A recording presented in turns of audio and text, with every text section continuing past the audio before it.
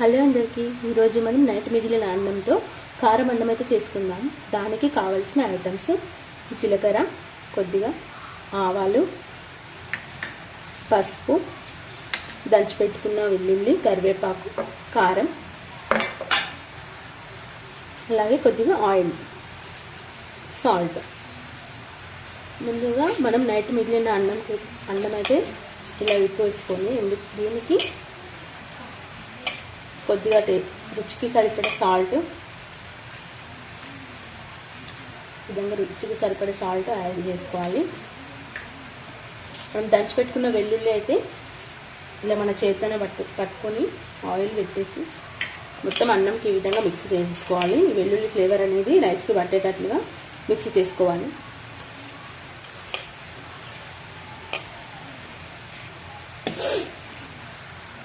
Next కారం. కొంచెం ఎక్కువ కారంగా తినే వాళ్ళైతే ఎక్కువ వేసుకోవచ్చు, మేము ఎక్కువ తినాము.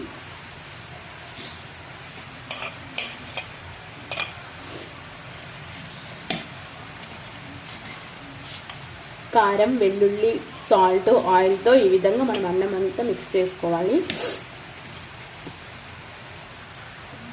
నాకైతే ఇంత కారం అయితే సరిపోయింది. ఎక్స్ట్రా ఇంకా ఎక్కువ తినే వాళ్ళు కూడా ఎక్కువ కారం అనేది యాడ్ చేసుకోవచ్చు. ఈ కలిపి పెట్టుకున్న రైస్ని పక్కన పెట్టేసి స్టవ్ వెలిగించి పోపు వేసుకోవాలి.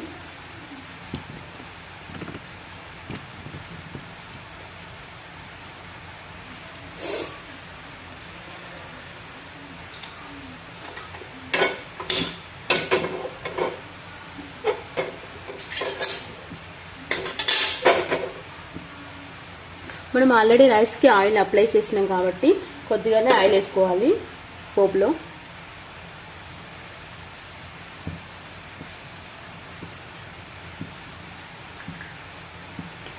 ఇంకా ఈ విధంగా చేసుకుంటే మనం ఎక్కువ జలుబు ఉన్నప్పుడు కూడా వెల్లుల్లి ఎక్కువ యాడ్ చేసుకొని అన్నం పోపుకేసి కారం ఇట్లా పోపుకేసుకొని ఇంకా ఘాటుగా కావాలనుకునే వాళ్ళు కూడా గరం మసాలా కూడా యాడ్ చేసుకోవచ్చు.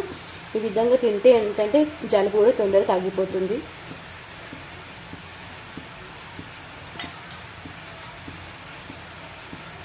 కొద్దిగా ఆవాలు,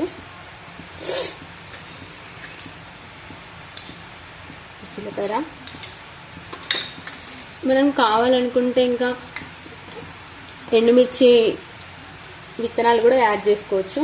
నేనైతే కొంచెం వేసుకుంటున్నా. మీకు కావాలనుకుంటే వేసుకోవచ్చు, ఉంటే వేసుకోండి, లేదంటే అవాయిడ్ చేసుకోండి. కట్ చేసి పెట్టుకున్న కరివేపాకు,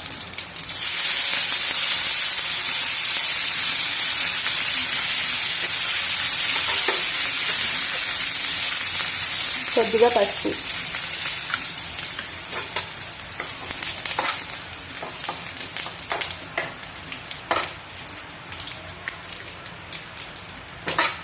ఏం లేదండి, చాలా చాలా ఈజీ. తొందరగా కూడా అయిపోతుంది, బాగుంటుంది. టేస్ట్ కూడా చాలా సూపర్గా ఉంటుంది.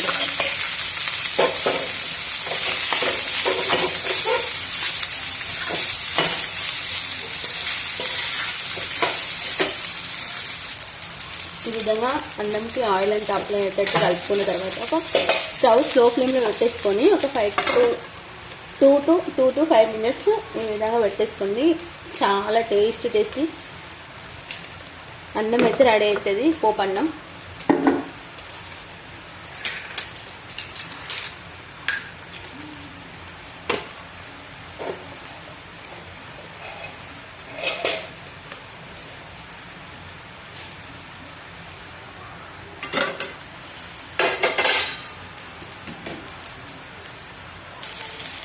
కారం పోపు అన్నం అయితే రెడీ అయిందండి.